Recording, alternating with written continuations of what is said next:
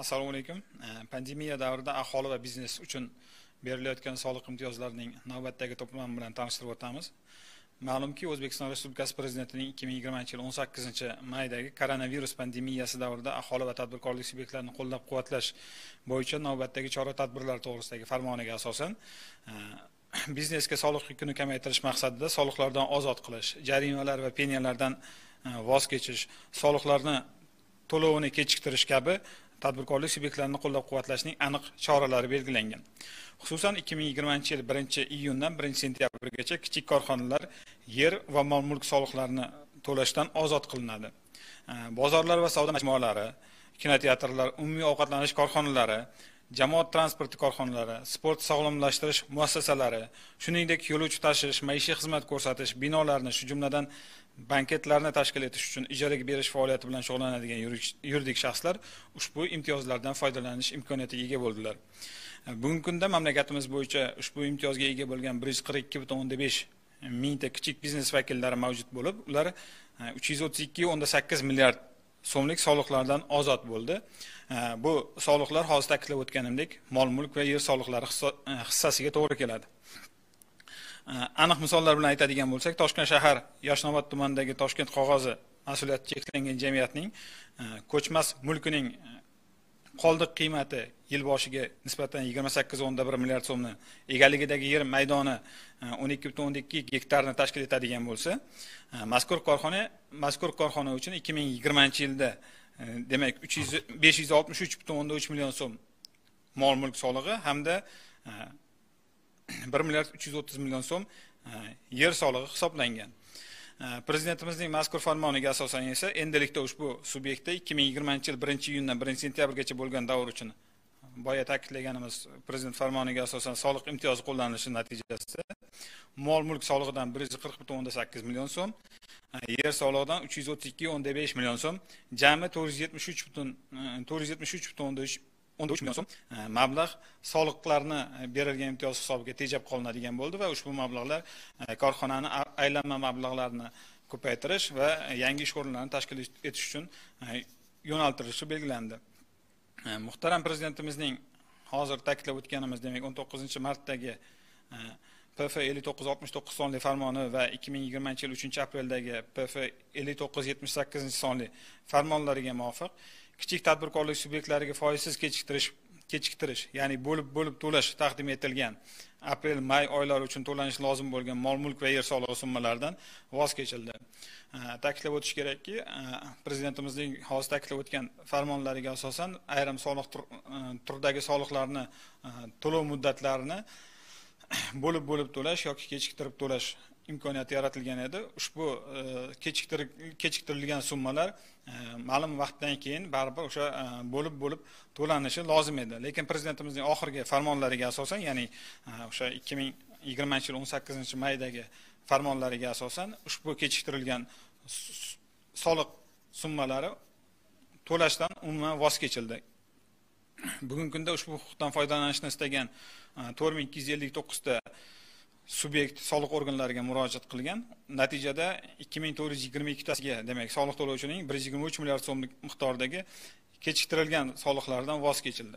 Ya'ni ushbu summadagi 123 milliard so'm miqdordagi soliqlar keyinchalik bo'lib to'lash huquqi berilgan edi va prezidentimizning oxirgi farmonlariga asosan esa ushbu soliq summalaridan butunlay voz kechildi. Bular endi ushbu soliq summalarini davlat byudjetiga to'lamaydigan bo'ldi.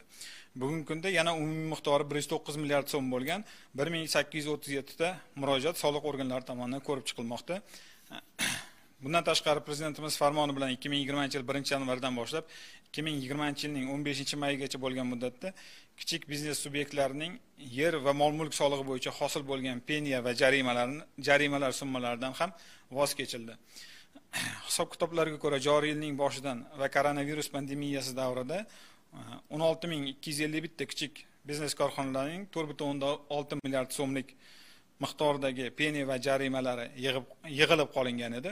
Ular demak o'sha mol-mulk va yer soliqlarini o'z vaqtida to'lamaganligi natijasida ularga nisbatan jarimalar va pensiyalar qo'llanilgan va ushbu jarimalar va pensiyalar joriy yilning 15-mayiga qadar hisoblangan va to'lanmagan peniyalar o'sha prezident farmoniga asosan ularni ham to'lashdan voz kechildi. 2020-yil 1-maydan 1-iyulgacha mikrofirmalar va kichik korxonalar uchun ijtimoiy soliq stavkasi 12% dan 1% ga pasaytirildi.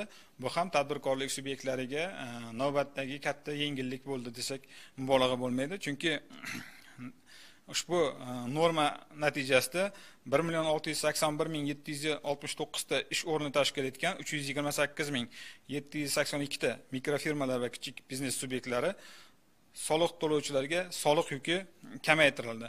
Ya'ni ularga yagona ijtimoiy soliq o'sha 12% dan 1% ga pasaytirildi. Ularga hisoblangan ijtimoiy soliqning umumiy miqdori 601 milliard so'mni tashkil etgan, ammo endi 12% dan 1% ga pasayganligi sababli mazkur soliq to'lovchilar byudjetga atiga 50 milliard so'm to'laydigan bo'ldi. Bundan ko'rinib turibdiki, taqdim etilgan soliq imtiyozining miqdori 551 milliard so'mni tashkil etadi. Buni ham aniq bir misol bilan tushuntiradigan bo'lsak, misol uchun Buxoro viloyati Buxoro shahridagi Ark Ekotekstil jamiyati 2020-yil may oyida 246 nafar xodimiga 358,7 million so'm ish haqqi hisoblagan va ularga 12% stavkada ijtimoiy soliq, ya'ni 43 million so'm miqdorida ijtimoiy soliq to'lagan. Endilikda mazkur soliq stavkasining 12% dan 1% ga tushirilishi natijasida ushbu korxona 43 million so'm o'rniga 3,5 ming so'm ijtimoiy soliq to'laydi.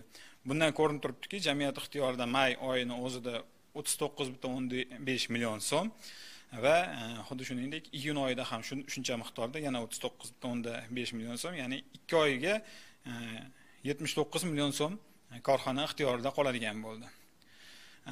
Yana bir muhim yangilik, tadbirkorlik subyektlariga nisbatan berilgan yana bir imtiyoz, mikrofirma va kichik korxonalarning aylanma mablag'lari kamayishining oldini olish maqsadida soliqlar, peniyalar va soliq qonunchiligini buzganlik uchun hisoblangan jarimalar bo'yicha mavjud bo'lgan qarzdorlikni undirish 2020-yilning 1-sentyabrigacha to'xtatildi.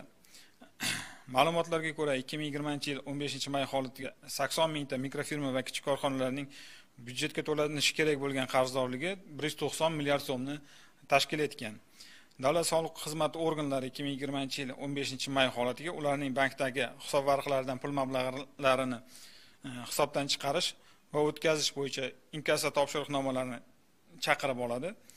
Bundan tashqari soliq to'lovchilar 2020-yil 15-may holatiga soliq majburiyatlarini bajarish bo'yicha ijro etilmagan to'lov topshiriqnomalarini o'zlari ham qaytarib olish huquqiga ega bo'ldilar. Ya'niki, agar tadbirkorlik subyektlariga nisbatan ularga qo'llanilgan jarimalar bo'yicha ularni to'lash bo'yicha davlat soliq xizmati organlari ularning xizmat ko'rsatuvchi banklariga qo'yilgan inkassa topshiriqnomalarini 15-may holatiga davlat soliq xizmati organlari o'zlari chaqirib oladi har bitta inkassatsiya topshiriqnomasini. Bundan tashqari, agarda tadbirkorlik subyektlari o'zlari ixtiyoriy ravishda o'sha jarima va peniyalarni to'lash uchun bank o'zlarining xizmat ko'rsatuvchi banklariga to'lov topshiriqnomalari bergan bo'lsa va bu haligacha amalga oshmagan bo'lsa, ushbu to'lov topshiriqnomalarini ham tadbirkorlik subyektlari 1-sentyabrgacha qaytarib chaqirib olish huquqiga ega. Ushbu to'lovlar 1-sentyabrdan keyin amalga oshirilishi belgilangan. Tadbirkorlik subyektlariga pandemiya davrida qo'llab-quvvatlash uchun berilgan imtiyozlarni oxirgi asosiylari mana shulardan iborat edi. Agarda ushbu imtiyozlar yoki bo'lmasa soliq majburiyatlarini bajarish bilan bog'liq har qanday savollar yuzasidan Davlat soliq qo'mitasining kun-tun ishlaydigan, demak 1198 raqamli qo'l markaziga va agar soliq qonunchiligidagi qonun buzilish holatlari va boshqa salbiy holatlar to'g'risida esa Davlat soliq qo'mitasining 71 kodli 244 98 98 raqamli ishonch telefoniga murojaat etishlaringizni so'rab qolamiz.